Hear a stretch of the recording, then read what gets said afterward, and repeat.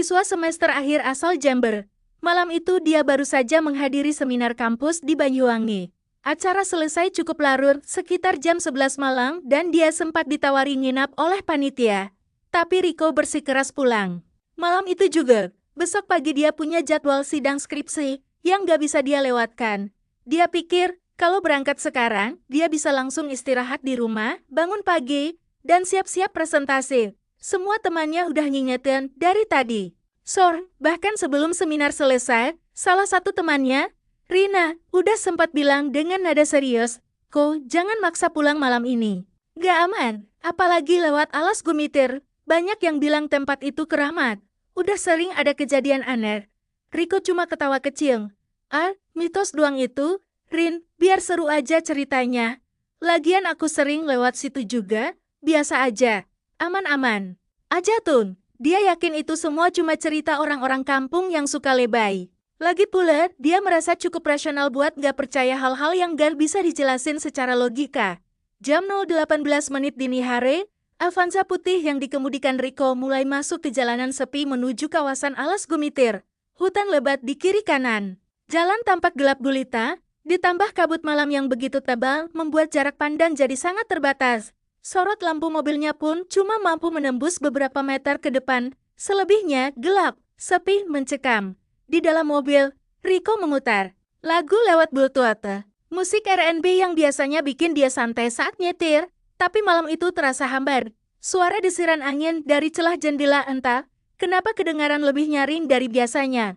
Ditemani suara jangkrik dan burung hantu, jalanan terasa makin sunyi. Belum ada satupun kendaraan lain yang berpapasan. Bahkan tak terlihat lampu dari kejauhan. Riko mencoba tetap fokus dan tenang, walaupun perasaannya mulai gak enak. 5 menit setelah masuk ke kawasan hutan, sesuatu yang aneh terjadi. Radio mobilnya, yang tadi mati tiba-tiba menyala sendiri, bukan memutar lagu, tapi seperti menangkap siaran acak. Suaranya pelan, tapi jelas terdengar. "Jangan lewat tengah malam." Dia belum kenyang. Riko langsung merinding, bulu kuduknya berdiri. Dia buru-buru matiin radionya, walau sebenarnya agak panik. Tombol volume dia putar ke 0, tapi suara itu tetap muncul. Kayak bukan dari radio, tapi dari dalam mobil. Sial, ini pasti cuma gangguan sinyal, katanya pelan sambil mencoba menenangkan diri. Tapi dalam hati, dia mulai nggak yakin. Beberapa saat kemudian, suhu dalam mobil terasa lebih dingin dari biasanya.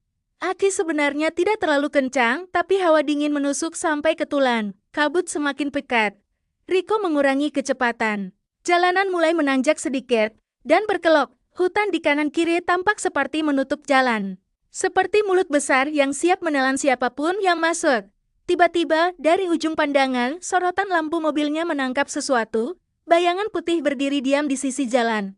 Terlalu cepat untuk dikenali, tapi cukup jelas untuk membuat jantung Riko berdegup kencang. Dia sempat berpikir itu cuma plastik atau kabut yang menggumpal, tapi bentuknya tegak dan tidak bergerak. Dia memperlambat mobil, mencoba melihat lebih jelas, tapi sosok itu menghilang begitu saja, seolah-olah menyatu dengan kabut. Riko menggelengkan kepala, mencoba berpikir logis. "Udah jangan mikir aneh-aneh," gumamnya sambil kembali fokus ke jalan. Beberapa menit berlalu tanpa gangguan.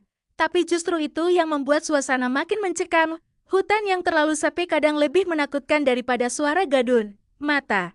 Riko sudah mulai terasa berat karena kelelahan, tapi dia tetap berusaha waspada. Lalu, sesuatu lagi terjadi. Lampu depan mobil tiba-tiba meredup sendiri. Bukan mati total, tapi seperti diselimuti kabut tebal yang membuat sinarnya nggak tembus. Dan dari kejauhan, samar-samar, dia melihat ada yang bergerak di tengah jalan. Perlahan, seperti melayang. Bayangan itu mendekat. Riko menginjak rem. Mobil berhenti total. Bayangan itu semakin jelas. Putih, tinggi, dengan rambut panjang menutupi wajahnya. Wujud itu berdiri membelakangi mobil. Diam, tidak bergerak. Riko menggertakkan giginya. Tangannya gemetaran di atas setir. Dia berpikir untuk mundur atau putar balik. Tapi jalanan sempit dan penuh kabut. Lalu, tiba-tiba, sosok itu menghilang. Bukan jalan, bukan lari, tapi seperti menguap di telan udara. Dengan napas tertahan, Riko perlahan menekan gas dan mulai maju. Lagi, tapi suasana dalam mobil terasa berbeda. Terasa berat, seperti ada yang ikut masuk. Dia menengok ke spion tengah. Tak ada apa-apa, tapi bau anyir mulai tercium. Campuran antara bau tanah basah, darah, dan sesuatu yang membusuk. Rico menutup hidung. Matanya mencari-cari sumber bau. Dia kira mungkin dari luar. Tapi semua kaca jendela tertutup rapat. Dia memutar kepalanya ke kursi belakang kosong tapi jol. Belakang, basah. Ada noda seperti lumpur merah kecoklatan. Seolah ada sesuatu yang baru saja duduk di sana. Rico membeku, tangannya dingin. Jantungnya berdetak tak karuan. Buru-buru dia menyalakan mobil dan mencoba kabur dari situ. Tapi mesin mobilnya mendadak mati. Semua lampu indikator berkedip aneh. Layar dashboard gelap, bahkan kunci starter tidak berfungsi. Dia mencoba lagi, gagal. Ya Tuhan, ini apaan sih? Katanya sambil menepuk-nepuk setir. Dan saat itu, dari kursi belakang, terdengar suara pelan, lembut, tapi dingin.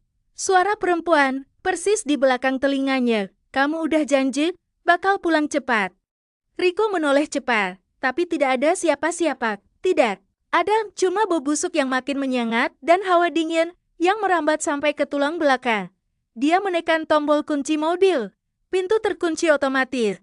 Lalu, setir mobil bergerak sendiri. Perlahan ke kanan, mobil mulai melaju pelan tanpa dia.